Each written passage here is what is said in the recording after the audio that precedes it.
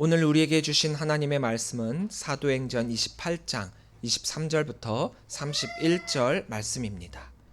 사도행전 28장 23절부터 31절 말씀입니다. 함께 한 목소리로 읽도록 하겠습니다.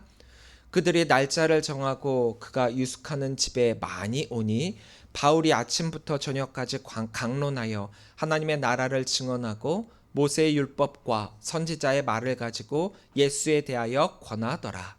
그 말을 믿는 사람도 있고 믿지 아니하는 사람도 있어 서로 맞지 아니하여 흩어질 때에 바울이 한 말로 이르되 성령이 선지자 이사야를 통하여 너희 조상들에게 말씀하신 것이 옳도다. 일렀을 때 이 백성에게 가서 말하기를 너희가 듣기는 들어도 도무지 깨닫지 못하며 보기는 보아도 도무지 알지 못하는도다. 이 백성의 마음이 우둔하여져서 그 귀로는 둔하게 듣고 그 눈은 감았으니 이는 눈으로 보고 귀로 듣고 마음으로 깨달아 돌아오면 내가 고쳐줄까 함이라 하였으니 그런즉 하나님의 이 구원이 이방인에게로 보내어진 줄 알라. 그들은 그것을 들으리라 하더라. 바울이 온 이틀을 자기 셋집에 머물면서 자기에게 오는 사람을 다 영접하고 하나님의 나라를 전파하며 주 예수 그리스도에 관한 모든 것을 담대하게 거침없이 가르치더라. 아멘. 할렐루야. 오늘도 주의 전을 차신 우리 성도님들을 주님의 이름으로 사랑하고 축복합니다. 우리 옆에 계신 분들과 함께 인사 나누겠습니다. 사랑합니다. 축복합니다. 사랑합니다. 축복합니다. 가정의 달을 맞이해서 또 특별히 지난 5월 8일 어버이날을 맞이해서 많은 분들이 부모님을 찾아뵙고 함께 인사를 나눴을 거라 생각을 합니다. 저희 가정도 지난 주간에 우리 형제들이 모여서 함께 모여 부모님을 찾아뵙고 함께 식사를 나눴습니다. 이제 한 해 한 해가 지나가면서 우리와 함께 하시는 그 부모님의 모습이 점점점 이렇게 연세 들어가시는 모습을 보면서 마음이 참 아프고 또 더 잘해 드려야 되겠다, 더 열심히 공경해야 되겠다라는 마음이 드는 그런 시간이었습니다. 이 가정의 달을 맞이해서 5월 달만 우리가 부모님의 사랑을 기억하고 함께하는 것이 아니라 매 순간순간이 부모님께 효도하고 공경하는 때임을 기억하면서 함께 부모님과 믿음의 가정을 이루어 가실 수 있기를 간절히 소망합니다. 오늘 우리는 드디어 사도행전의 마지막 시간을 갖게 되었습니다. 오랜 시간 사도행전을 함께 걸어왔죠. 예루살렘의 마가의 작은 다락방에서 시작된 성령의 역사를 따라왔고 베드로의 설교를 보아왔으며 또 스데반의 순교를 함께 지켜봤고 바울의 회심과 선교의 여정을 통해서 하나님의 은혜가 얼마나 컸었는지를 우리가 함께 봐왔습니다. 그리고 어느덧 사도행전 28장 31절 마지막 절의 말씀까지 우리가 이렇게 함께 나누게 되었습니다. 근데 사도행전의 마지막은 우리의 기대와는 좀 사뭇 다른 모습을 우리들에게 보여주고 있습니다. 끝인데 끝까지가 않아요. 마지막인데 마지막 같지가 않아요. 바울이 죄인의 신분으로 로마에 온 것까지는 알겠습니다. 그런데 그 뒤에 어떻게 바울이 되었는지 알려주고 있지도 않고요. 여기 재판을 받으러 왔는데 가이사에게 상소한 그 내용도 또 교회가 이후에 어떻게 되었는지도 자세히 설명하고 있지 않습니다. 그저 사도행전의 마지막은 우리들에게 이렇게 말하고 있죠. 31절입니다. 하나님의 나라를 전파하며 주 예수 그리스도에 관한 모든 것을 담대하게 거침없이 가르치더라. 이게 끝입니다. 이렇게 갑자기 끝나고 있어요. 바울이 하나님 나라와 주 예수 그리스도의 복음을 선포하는 그것으로 이 사도행전을 마치고 있습니다. 왜 이렇게 끝났을까요? 누가 보더라도 이 말씀은 미완성의 끝으로 보이고 있습니다. 하나님은 왜 사도행전을 미완성으로 남겨두셨을까? 오늘 마지막 본문의 이 말씀은 우리들에게 굉장히 중요한 메시지를 주고 있습니다. 그게 뭐냐? 사도행전은 아직 끝나지 않았다. 보통은 마지막에 모든 것이 정리가 되잖아요. 주인공의 마지막이 나오고 결론이 나오고 또 결과가 나옵니다. 근데 사도행전은 그렇지가 않아요. 이 뒤에 뭔가가 더 계속해서 나올 것만 같아요. 하지만 하나님께서 이렇게 일부러 열린 결말로 남겨두시고 계십니다. 왜냐? 성령의 역사는 이 바울로서 끝난 것이 아니기 때문이죠. 예루살렘 교회로 모든 교회가 마친 것도 아니고 초대교회 시대만의 이야기도 아니기 때문에 성령님은 지금도 계속해서 역사하시고 일하시고 계시기 때문에, 그래서 오늘도 사도행전을 계속해서 쓰고 있기 때문에 이렇게 끝을 맺었지만 이것은 끝이 아니라는 거예요. 그래서 많은 목회자들이 이 사도행전을 설교를 할 때 이 마지막 부분을 통해 사도행전 29장이라는 표현을 써요. 없죠. 29장은 없습니다. 근데 29장은 바로 우리가 써가야 된다라는 말씀으로 이 표현을 이렇게 쓰고 있습니다. 우리가 지난 시간 동안 계속해서 이 사도행전을 함께 나눴던 이유는 단순히 초대교회 역사를 공부하기 위해서가 아니에요. 초대교회 역사를 공부하려면 이 사도행전보다도 더 자세하게 나온 역사책들이 있거든요. 그게 아니라 교회는 무엇인가, 복음이 어떻게 움직이고 있는가, 그리고 무엇보다도 성령님께서 어떻게 사람을 사용하고 계시는가, 이것을 우리가 이 사도행전을 통해서 배우게 되었고, 또 우리는 연약한 사람들이 어떻게 성령님을 만나 변화되었는지, 두려움에 떨고 있었던 사람들이 어떻게 담대하게 되었는지, 그리고 흩어진 사람들이 어떻게 복음의 통로가 되었는지, 문제가 생길 때마다 어떻게 하나님은 새로운 길을 여시는지를 이 사도행전을 통해 고백적으로 만나게 되었습니다. 사도행전의 목적은 단순히 우리가 3인칭의 시점으로 제3자가 되어 누군가가 이렇게 했다더라 라고 하는 다른 사람의 신앙을 바라보게끔 하는 것이 아니라, 내가 바로 그 사람이 되어 1인칭 시점으로 내가 이 사도행전을 그렇게 되도록 바라보도록 만드는 그런 시점으로 쓰여진 책입니다. 그러니까 단순히 그냥 바라보기만 해서는 안 된다는 거예요. 내가 거기에 직접 들어가야 된다라는 거죠. 사도행전의 진짜 주인공은 사도가 아니라 성령님입니다.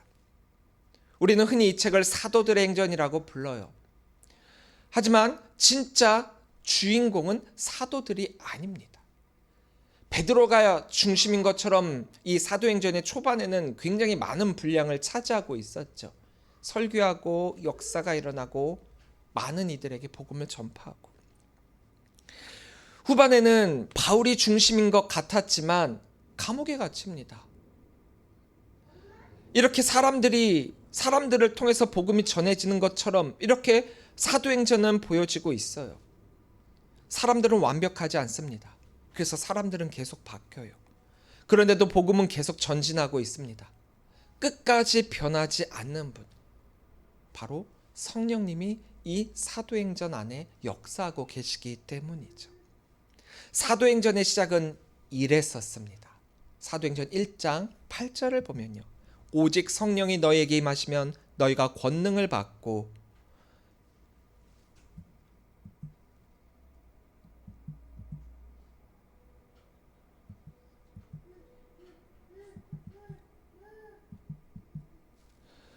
오직 성령이 너희에게 임하시면 너희가 권능을 받고 예루살렘과 온 유대와 사마리아와 땅끝까지 이르러 내 증인이 되리라 하시니라. 성령님께서 임하시자 교회가 시작됐고요, 성령님께서 말씀하시자 선교가 시작됐습니다. 성령님께서는 어부를 설교자로 바꾸셨고, 성령님께서는 핍박자를 사도로 바꾸셨습니다. 성령님께서 두려운 사람들을 담대한 증인으로 바꾸셨어요. 이렇게 사도행전은 어떤 대단한 사람들의 이야기가 아니라 성령님께서 사람을 사용하신 이야기입니다. 그래서 사도행전은 성령행전이에요. 이 성령행전의 핵심은 사람이 무엇을 했는가가 아니라 성령님께서 어떻게 일하셨는가입니다. 하나님은 완벽한 사람을 찾지 않으십니다. 능력 있는 사람만 사용하시는 것도 아닙니다. 실수 없는 사람만 사용하시는 것도 아닙니다. 성령께 순종하는 사람을 사용하고 계세요. 그래서 오늘 우리도 성령 행전의 주인공이 될 수 있는 거예요. 우리는 성경을 읽는 사람으로만 남아있으면 안 됩니다. 이 성경 이야기를 계속해서 이어가는 사람이 되어야 해요. 하나님은 오늘도 사람을 찾고 계십니다. 어떤 사람을 찾고 계시느냐? 큰 사람을 찾고 유명한 사람을 찾는 게 아니라 성령님께 붙들린 사람을 찾고 계세요. 하나님이 찾으시는 그 한 사람, 그 한 사람이 바로 우리라는 거예요.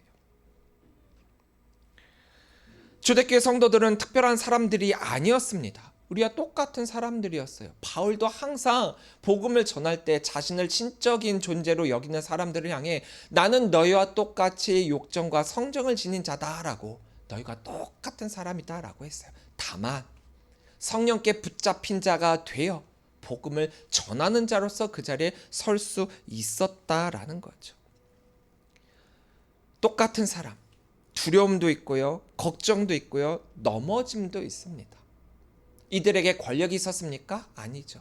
돈이 많았습니까? 아닙니다. 큰 영향력이 없었어요. 세상적으로 보면 이 사도행전에서 일어난 이 광대한 사건들은 불가능에 가깝습니다. 하지만 이들은 한 가지가 달랐어요. 뭐냐? 성령님께 자신을 맡겼다라는 거죠. 그래서 평범한 사람들이 시대를 바꾸는 통로가 되고 있습니다. 오늘 우리도 마찬가지예요. 하나님은 우리의 조건보다 순종을 보고 계십니다. 우리의 스펙보다 믿음을 보고 계세요.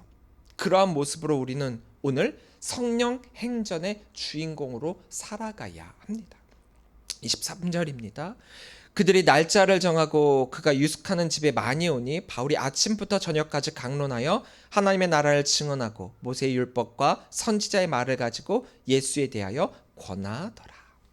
사도행전에서의 바울의 마지막 모습은 이랬습니다. 말씀을 끝까지 붙들고 그 복음을 사람들에게 전하고 있는 거죠. 지금 바울은 자유로운 몸이 아니죠. 로마 군인의 감시를 받고 있는 죄인의 신분입니다. 그런데도 이상하게 사도행전의 이 마지막 분위기는 패배적이지가 않아요. 도리어 승리 같습니다. 왜냐하면 바울은 묶여 있었지만 복음은 묶이지 않았기 때문입니다.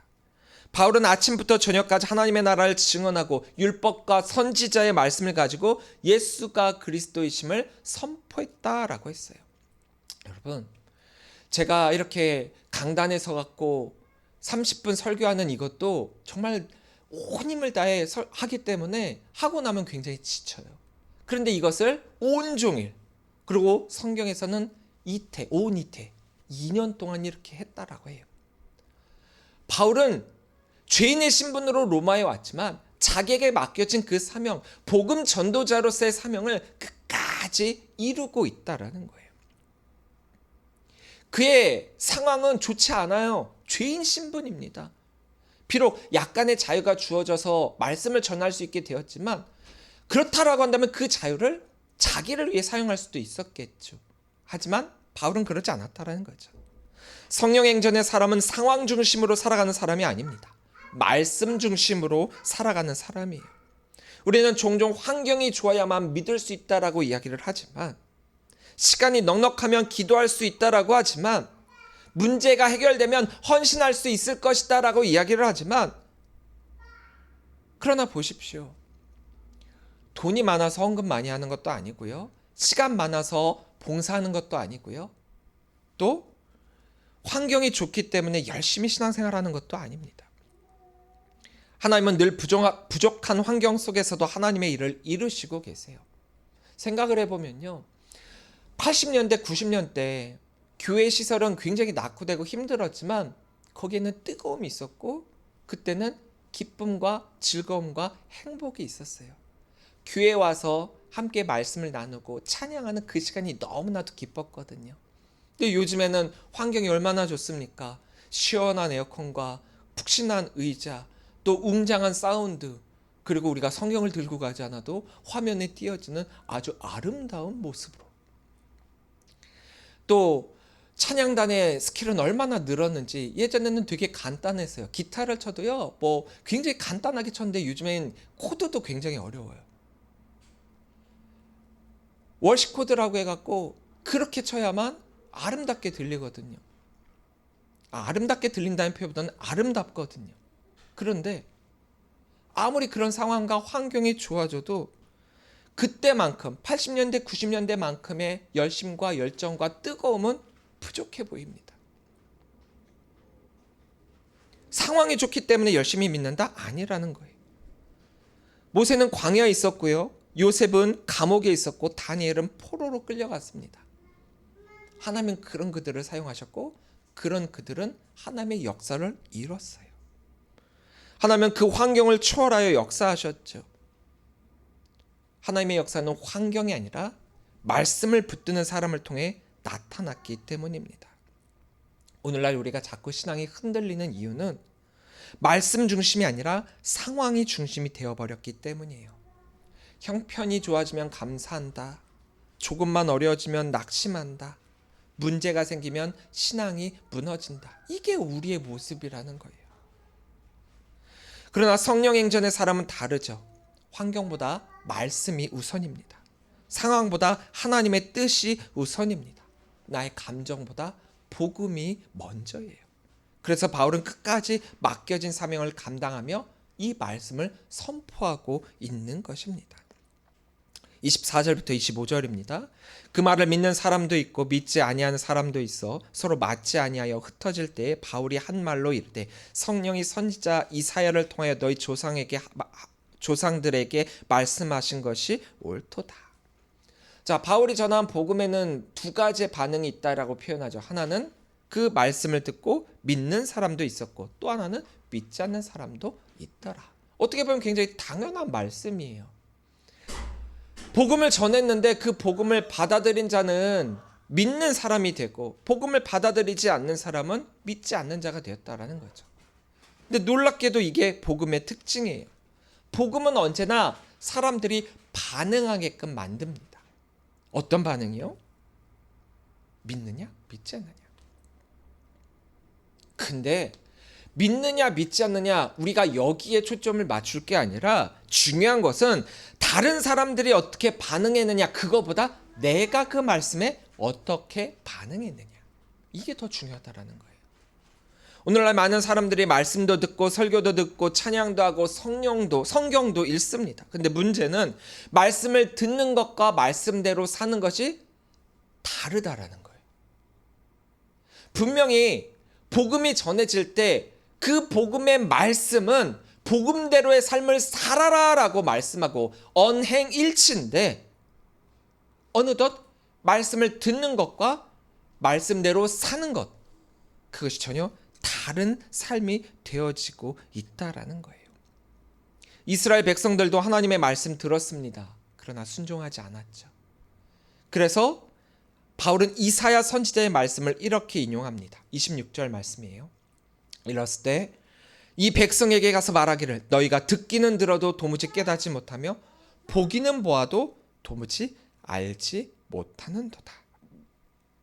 말씀을 듣고도 보고도 깨닫지 못하는 것. 왜 그렇습니까? 성경은 이러한 모습을 그들이 강팍하다, 즉 완고하다라고 표현하고 있습니다. 신앙생활을 오래 했다라고 해갖고 자동적으로 믿음이 깊어지는 게 아닙니다. 오히려 익숙함 속에 습관적으로 영적으로 무뎌질 수가 있다라는 거죠. 설교를 들어도 나 그 설교 내용 알아. 목사님이 설교를 다 끝나기도 전에 이미 스스로 그 본문과 딱 듣고 초반의 말씀 딱 듣고 본인이 결론을 맺어버려요. 이 본문은 이런 내용이야. 이 말씀은 이런 거야. 설교를 들어도 감흥이 없죠. 기도를 해도 형식적이 돼요. 간절함으로 하나님을 찾고 매달리며 기도했던 내용들은 어느덧 사라지고 그냥 뭐 형식적인 기도, 뭐 우리가 흔히 말하는 기도의 형식이라는 게 있지만 그거는 말 그대로 그냥 형식이에요. 거기에 그냥 완전히 껴맞출 필요는 없어요. 이렇게 간절함으로 이런 식으로 하면 된다라는 건데 정말 형식적이 돼버려요. 예배를 해도 습관처럼 하게 되죠. 그러다 보면 말씀보다 내 생각이 더 강해지게 됩니다. 순종보다 계산이 먼저 앞서게 되고요. 믿음보다 현실을 더 먼저 보게 됩니다. 하지만 성령행전의 사람은 말씀 앞에 반응하는 사람이다라고 했죠. 반응한다라는 것은 듣는 것으로만 그치는 게 아니라는 뜻이에요. 듣자마자 그대로 행하는 자. 하나님은 완벽한 사람을 사용하시는 것이 아니라 말씀에 반응하는 사람을 사용하시고 계십니다. 베드로 보세요.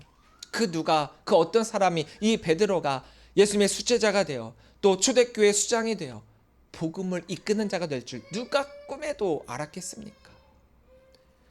실수가 많았던 자였고 넘어지기도 했습니다. 하지만 그는 말씀에 반응했기 때문에 하나님께서 사용하셨어요. 바울도 마찬가지입니다. 예수 믿는 자를 핍박하던 자, 그 누구보다도 핍박자였던 그가 변화될 줄 누가 알았겠습니까? 또 복음자가 되었다라고 하지만 자기가 계획을 다 세워가지고 계획대로 사역을 하고 싶었지만 성령님께서 막으시고 방향을 바꾸었을 때 거기에 순종하니까 어떻게 됐습니까? 그 결과 유럽의 선교의 문이 열리게 되었습니다. 오늘 우리에게 필요한 것은 더 많은 정보가 아니에요. 더 중요한 것은 말씀 앞에서의 믿음의 반응입니다. 제가 이런 에세이를 좀 본 적이 있어요. 어떤 목사님이 쓰신 글인데 한 성도가 자기에게 이렇게 이야기를 했대요.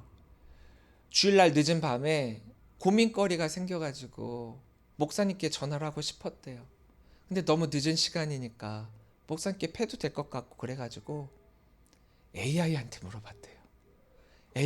AI한테 물어보고 AI가 해준 대답을 보면서 아 그렇구나 그렇게 편안함을 가지고 잠을 잤대요. 요즘 이렇대요. 신앙 상담을 목사님한테 하는 게 아니라 AI한테 한대요. 말씀 앞에 서고 말씀을 받아들이는 것이 아니라 그 말씀에 대해서 그냥 AI가 그것을 무슨 감정과 무슨 신학과 무슨 신앙으로 그걸 대답해 주겠습니까? AI 점집이라는 것도 생겼대요. 거기 가서 점도 본대요. 그런 에세이를 보면서 우리 목회자들이 더 깨어 있어야 되겠구나. 귀찮다라고 피곤하다고 불편하다고 이게 아니라 더 성도들 곁에 다가가고 함께하고 그들의 영혼을 어루만지고 그들이 정말 말씀 앞에 설 수 있도록 붙들어야 되겠구나. 우리가 믿음으로 반응한다라고 하는 것은 말씀을 받을 때 그 말씀이 하나님의 말씀으로 우리가 깨닫고 그 말씀에 순종하는 것을 뜻하고 있어요. 말씀을 말씀으로 받아들여야지 그 말씀을 AI한테 해결을 받으려고 하다니요. 요즘 시대가 이렇습니다. 요즘 MZ세대가 더더욱 그러고 있고 지금 이러면 앞으로는 더 심해질 거예요. 물론 AI를 멀리하라가 아니에요. AI는 도구입니다. 사용해야죠. 그러나 이렇게는 아니에요. 이렇게는 아니에요. 우리가 믿음으로 반응하기 시작할 때 우리의 삶 속에서 하나님의 역사가 시작이 됩니다. 31절입니다. 하나님의 나라를 전파하며 주 예수 그리스도에 관한 모든 것을 담대하게 거침없이 가르치더라. 여기서 거침없이의 원어 아콜리토스는 막을 수 없이 방해받지 않고라는 의미를 가지고 있어요. 세상은 복음을 어떻게 해서든지 막으려고 합니다. 포기하도록 만들고 있어요. 그러나 실패했어요. 감옥도 막지 못하고요. 핍박도 막지 못했습니다. 권력도 막지 못했죠. 왜냐? 복음의 주인은 하나님이시기 때문입니다. 바울의 담대함과 거침없는 선포의 근원은 바로 성령님이십니다. 사도행전을 보면 성령이 임할 때마다 나타나는 특징이 바로 담대함과 거침없음이었어요. 왜냐? 성령님은 우리로 하여금 두려움을 이기게 하시는 분이시기 때문입니다. 오늘날 그리스도인들이 세상 속에서 굉장히 침묵하고 있죠. 믿음 이야기하기를 어려워하고 복음 전하는 것을 부담스러워합니다. 신앙을 드러내는 거 두려워해요. 내가 믿는 자라는 것을 떳떳하게 드러내지 못합니다. 거기에는 여러 가지 이유가 있기는 해요. 시대적으로 악한 영의 세력이 더 득세하고 있고 거기에 우리가 담대하게 영적으로 이겨냈었어야 되는데 도리어 거기에 우리가 죄를 뿌리는 경우도 많았거든요. 더 영적으로 그것을 이겨낼 수 있는 그런 모습을 보여줘야 되는데 믿지 않는 자들이 거봐라, 교회가 저렇고 믿는 자가 저렇고 목사가 저렇고 그래서 안 믿으련다. 핍박으로 복음을 막는 게 아니라 믿는 자들이 복음을 막고 있는 그런 모습이 요즘에 오늘날의 우리 기독교의 현실이라는 거예요.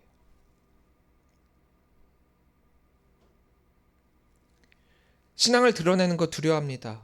나도 덩달아서 싸잡힐까봐. 너 믿는 사람이라고? 저 사람이랑 똑같네? 예전에는 믿는 사람이다라고 한다면 도에 이르는 자, 덕을 쌓는 자, 누구보다도 본이 되는 자, 이거였는데 지금은 반대가 됐잖아요. 그래서 믿음 이야기하기 어려워지고 복음 전하기를 부담스러워하고 신앙을 드러내는 것을 두려워하고 있습니다. 세상의 시선이 두렵기 때문에요. 하지만 말입니다. 그렇다라고 해서 우리가 주눅들어서도 안 되고요. 그렇다라고 해서 우리가 안 하면 안 된다라는 거예요. 아까 성령의 특징이 뭐라고 했습니까? 성령의 특징은 담대함이다라고 했어요. 그런 모든 시선 가운데서도 핍박과 위협 속에서도 죽음 앞에서도 복음을 전할 수 있는 능력을 주시는 게 성령님이시라는 거예요. 그리고 그 복음이 결국 로마를 바꾸고 있지 않습니까? 우리에게 필요한 것은요, 공격성이 아니에요. 굉장히 공격적으로 복음을 전하시는 분들도 계세요. 물론 필요할 때는 그렇게 해야 되지만 그게 아니라 우리에게 필요한 건 성령님 안에서의 담대함입니다. 진리를 진리라고 말할 수 있는 담대함, 예배를 끝까지 지킬 수 있는 담대함, 이러한 세상 속에서도 거룩함을 지킬 수 있는 담대함, 복음을 부끄러워하지 않을 담대함 말입니다. 그래서 오늘 바울처럼 거침없이 말씀을 선포할 수 있는 담대함 말입니다. 하지만 우리는 이미 너무 눈치 보며 사는 게 익숙해졌어요. 눈치 보는 신앙에 익숙해지고 있습니다. 사람들이 나를 보고 뭐라고 할까? 불편해하지 않을까? 이 말을 하면 이상하게 보지 않을까? 그러다 보니까 믿음은 점점점 개인적이 되고 있고 복음은 점점 침묵하게 됩니다. 그러나 하나님은 오늘도 우리들에게 이렇게 말씀하세요. 누가 오늘 나를 위해 갈고.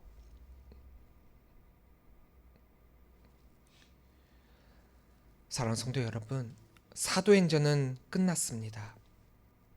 사도행전은 이미 2000년 전에 사도들의 사역을 통해 끝났습니다. 하지만 성령행전은 끝나지 않았습니다. 왜냐? 성령은 지금도 역사하고 계시니까요. 복음은 지금도 살아 움직입니다. 그래서 하나님은 지금도 그 사람을 찾고 계세요. 그 사람. 어떤 사람이요? 성령을 붙잡고 말씀 앞에 순종하는 사람. 하나님께서는 오늘 우리의 삶을 통해 새로운 성령 행전을 써내려가고 계십니다.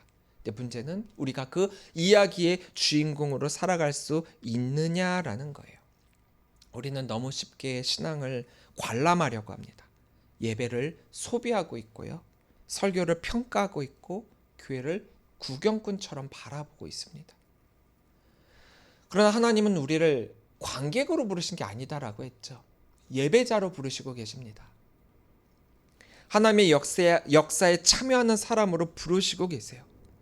성령행전의 사람들은 특별한 사람들이 아니었습니다. 평범한 사람들이었어요. 어부도 있었고요.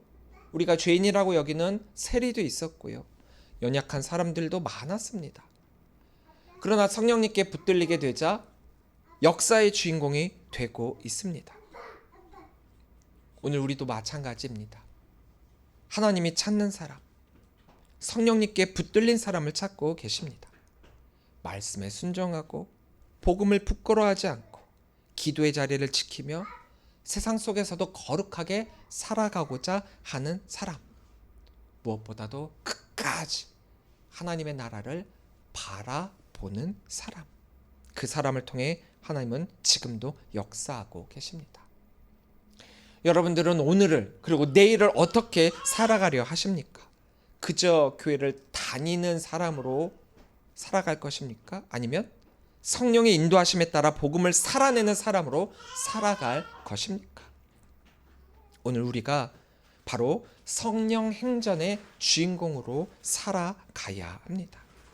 물론 우리가 가는 이 길 끝에는 무엇이 있을지, 우리는 무슨 일이 생길지 모릅니다.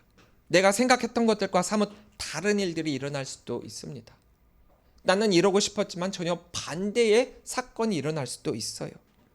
기도하고 사역하고 복음을 전하고 선한 일을 하고, 하지만 결과가 없는 듯한 그런 느낌을 가질 수도 있습니다. 씨앗을 심었지만 열매가 열리지 않은 것 같이 보일지도 모릅니다. 하지만 그렇더라도 포기하지 말아야죠. 그렇게 보일지언정 열매를 맺지 않는 게 아니에요. 다만 진짜 열매를 맺지 않는 경우는 이때입니다. 씨앗을 심지 않은 때, 사역을 하지 않을 때, 계속해서 끈기 있게 우리가 해야 할 일을 해야 합니다. 성령님께서 우리들에게 주시는 그 성령의 특징으로, 담대함으로 성령님께 붙들려 살아간다면 하나님께서 사용하시고 선한 영향력을 미칠 수 있게 될 것이며, 또한 열매가 맺히고 거둘 수 있을 것입니다. 우리 교회가 성령 행전의 현장이 되기를 간절히 소망합니다. 우리의 직장이 성령 행전의 현장이 되기를 간절히 소망합니다. 우리의 가정이 이 성령 행전의 현장이 되기를 간절히 소망합니다. 사람의 이야기가 아니라 성령의 역사가 나타나는 공동체, 복음이 살아 움직이는 공동체, 예수 그리스도가 드러나는 공동체가 되기를 간절히 소망합니다. 오늘 우리가 이 사도행전을 마무리 지으면서 이것이 끝이 아니라 앞으로 우리가 더 써내려갈 이야기가 더 많이 있고, 또한 이 성령 행전의 주인공으로 우리가 살아가는 그러한 이야기를 써내려가면서 오늘도 살아있는 복음의 증인으로 살아가는 저와 여러분들이 되시기를 주님의 이름으로 간절히 축원합니다. 이제부터 시작입니다. 함께 하시는 이 귀한 시간, 바로 성령의 붙들림 받아 하나님이 찾으시는 그 한 사람, 그 한 사람이 내가 되어 성령 행전의 주인공으로 살아가시는 우리 모두가 되시기를 주님의 이름으로 간절히 축원합니다. 기도하겠습니다.